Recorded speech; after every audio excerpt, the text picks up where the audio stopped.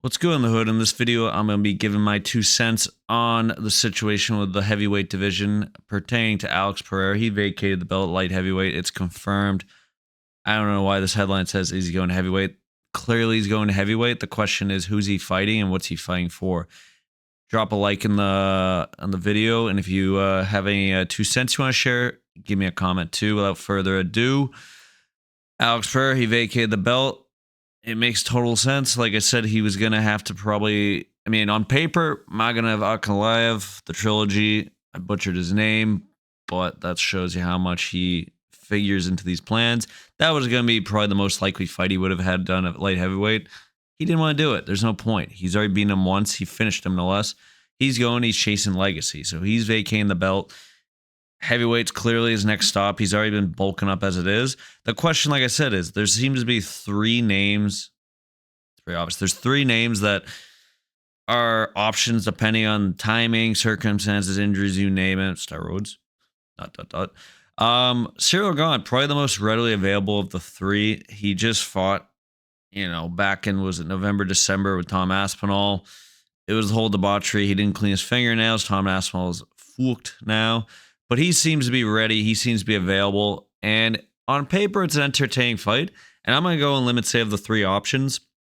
This one is probably the safest one for not only the Alex Pereira fans, but for the UFC as a business. If they're trying to allow Pereira to make history, but also allow him to help save the heavyweight division by becoming a champion there, Cyril Gane is probably on paper the one that they would want to book the first, of the three, just to get him into the heavyweight division with a win. I think and by no means is it an easy fight, but I just think on principle, it's something that it was going to be a striking affair, and I think Pereira's sized up on well enough now that it should be very winnable for him. The question is, would that be for vacate? Would that be for an interim? What do we I don't know. That's the unclear part. I mean, option two, the big rumored one that now seems to be, as our boy Ariel Helwani up over in New York City seems to be hinting, is that John Jones has re-entered the chat. 1 minute he's saying he's got arthritis, he's an old man, he's got bad hips, which I believe him. He probably still does. The next minute, now they're flaunting, that 30 million again, and he suddenly wants to appear and, fight Pereira, the guy that, he's been mentioning names for a while as he was talking to Tom Aspinall these last few years. I digress, but that seems to be the big rumor, and that definitely, of the three options, is the biggest money fight. And for Pereira, no less, it's now giving him two options to make history. And that's what this thumbnail is all about, is that assuming this is the one that they're going to push for, as they say, this is option A, option B is Cyril Gane, because he clearly is readily available and will happily take, was it a fourth title shot? Historical, never been done, fourth title shot. If he can beat John Jones, he's going to become a three-time champ, 3-division champ, all that jazz. That's making history. And then he'll be the first one to presumably finish John Jones, because I don't think he has any chance to win a decision. So that means they're really now banking on the fact that John Jones, he's not contributing to this company anymore. If anything, he's hurting the company by just taking belts and running off and teasing fights that he'll never do. But if he were to lose to Pereira, that would be like the ultimate giving back to the business, as they say. That's more of a WWE term, but the idea being the legend will go back. And UFC, actually, you do this too, is that you're supposed to kind of give one or two opportunities to that up and coming rising superstar that John Jones at times doesn't always do. And Pereira's not even up, he's just a superstar at this point. But yeah, this one is a weird one because it's probably the second hardest, if not the hardest, of the three options for Pereira. Because let's be real, John Jones is still, he's the GOAT. Steroids or otherwise, he's the GOAT. He's extremely well-rounded, even with his bad hip and all that. I'm going to go limit say he's going to push the wrestling against Pereira. He's very hard to hit at times. Seems that still have a decent chin. It's going to be a tough as hell fight for Pereira. Though the flip side will be that this will be an interesting fight because it'll be an opponent that John Jones, I think, is not going to be noticeably longer on the reach, longer on the size, the height, etc. So that'll actually be very interesting. And the fact that Pereira's been way more active than Johnny Bones Jones, because Jones's last opponent is what, Hasbullah. But yeah, the very interesting fight. Probably the biggest one money wise. If they can put this on White House, no less, huge, and it could easily fill that elusive spot as the main event. The third spot or the third option that's not even mentioned, sadly, is old Tommy boy, Tom Aspinall. I think could be arguably the hardest, even if you, whatever, you go back and you say he had a hard time at Cyril Gone, and jump to my boys at Tapology. Oops, shoes. I love me some shoes. I mean, on paper, of the three, first off, Aspinall is the most active of these three options at heavyweight. He's had the most success at heavyweight, and up until his flunky no contest with Cyril Gone, all his fights were going pretty much what? First round, 1 minute. First round, 1 minute 9 seconds. First round, 1 minute 13 seconds. Knee injury, sadly. First round, 3 minutes and 45 seconds. 2 minutes and 30 seconds. Andre Arlovsky is like the only guy to actually get to the second round with them, and then first round, and then 45 seconds. So he was on a crazy run, and then he obviously lost. What was it? A year and a half of his youth to Bones Jones. But other than that, like he was on a crazy killing streak where you're just thinking like, there's no way anyone can stop him. He can grapple, he can do offensive wrestling. He has striking, he has speed. And sure, he lost a lot of like a lust to his name and just his ability to end fights in sub 1 round against elite competition. But assuming he can get some of his eyeballs back, I still feel like this is a very viable option.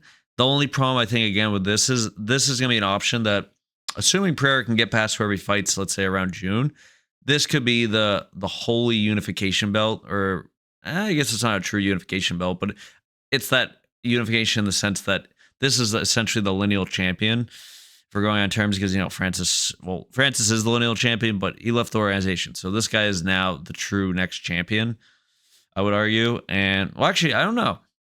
Now I'm regret. Like, is John? I'd have to look at the timeline, but I think as a fan, we could say this guy is the champion. Obviously, there was John Jones, shebang, and this and that. Francis Ngannou left.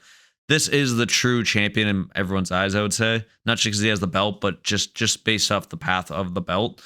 And he's just out of the picture. And like I said, he's the most well-rounded of them all. He's very young. And it's also a really fun stylistic matchup because Pereira's improved his defense on takedowns and all that jazz. But the reality is, I think this, even with the fact that John Jones is not trustworthy, he's inconsistent, and at times he has bad press. Actually, a lot of times he has bad press. This is a White House event. It's a special event. Dana White and John Jones, I like, on paper, like, they're not buddies, but like I think, if assuming old Trump and Dana and that, like, they're all having their influences, this, that, and how to do this, having an American as a headliner, John Jones, the fact that he's the GOAT on there, and the fact that they're both just mega names, and this has been a dream fight that's been just like, for better or worse, if you like it or not, it's been looming around the rumors for a year plus now. Again, sadly, at the pain of Tom Aspinall, but it feels like this is gonna be the fight. It's just my 2 cents is that I feel like they're just playing the game. Like, this is just, I think this is the safest bet because as a business, Pereira, you want to have him win. You need to have him win, especially because he's debuting in a title fight, because you want to make that history. You want to have him be the first 3-division champ, because outside him, really, like, the only other guy that could maybe do that is like Chimaev, and he's so far from doing that. So they got to, I think, consider the fact that this is a very winnable fight. This is a winnable fight, but also John Jones can play with him like he played with Cyril Gane and just butcher this guy, grapple him, take him down, and easily submit him. Then I think that's the real concern, because if you do that, what do you gain from this? If this is for a vacate belt, John Jones gets the belt, so he's what, a 2-time champion at heavyweight, and then he probably retires again because there's no one else he's going to fight. But if Pereira wins, whoever he wins against, if he wins, and if he beats Hiragan, then you get a unification belt against matchup against Tommy later in the year, hopefully. You could still revisit the John Jones fight down the road, and there's still a lot of other heavyweight guys that are very winnable, so Pereira can start getting some kill streaks going. That's why I'm a little concerned with this fight. It's great, but it's just like, I don't know how many fights Pereira has left, and a disappointing loss against a fucking old arthritis friend, John Bones Jones, GOAT or otherwise. I feel like it's gonna push him towards boxing retirement. So I don't know. That's my thoughts. Hopefully we get an answer to this soon. And if he fights Cyril Gahn, I would say it doesn't have to be the main event. That could be like the co-main, and you can still, even though they don't want to put Connor on there, and I don't know, maybe put Ilya versus Justin as the main event. This is the co-main, and have this for interim. And then if Tommy can't get his eyes in check, then you promote them to undisputed for like later in the year when whoever has to like defends. But that's my 2 cents. Let me know in the comments below. Who should Pereira fight his debut? Because clearly it's going to be for championship gold. Who should he fight? And my last 2 cents, and if you're enjoying any of my ridiculous rants, my nicely clean shaved head, drop a subscribe. But we're trying to push to 100. We're getting close. But I actually had this thought, and let me know what you think in the comment. Is it viable to do kind of how boxing might do it, where you just treat this like a super fight? This is not for gold. This is merely a super fight, and it's not going to impact Pereira's potential to fight for the belt later in the year.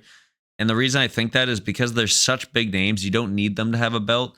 And B, it takes away the whole issue of having John Jones win the belt again, knowing that he's essentially GSP and he's going to run off to the stars the moment they ask him to actually do anything with that belt. And I don't think they want to go down that path again of he has the belt and he plays coy because he knows, unlike anyone else in the company, well, there's only like 5 guys in the company that could probably do this. He has so much leveraging power and he doesn't need them. They need him in this event, that he's going to have the belt and he's going to have all the cards and he's just going to waste their time again. So I feel like they're going to learn from their mistakes and not want to do that. I hope they do. But I don't know. Is it worthwhile to do this as a super fight with no belt on the line? And then you just do something like maybe Cyril Gahn versus like Volkov, or Cyril Gahn hopefully versus Aspinall maybe in the fall. I think a lot of it just comes down to the fact, like, can this guy get it? Like, he did the surgery. It just stinks that he's saying that like all these symptoms still persist. And it's like, brother, like, if the stars were aligned, we'd hopefully have had this guy have already beaten John Jones at this point. But again, I'm just going to go down a rabbit hole I don't want to go down. So if you like this video, enjoy, send a like. Let me send some more videos later this week because hopefully we get some big fight news coming. And then I'll give a little prediction of my boy Chara Olives and Max Holloway, because that's a fun fight Saturday.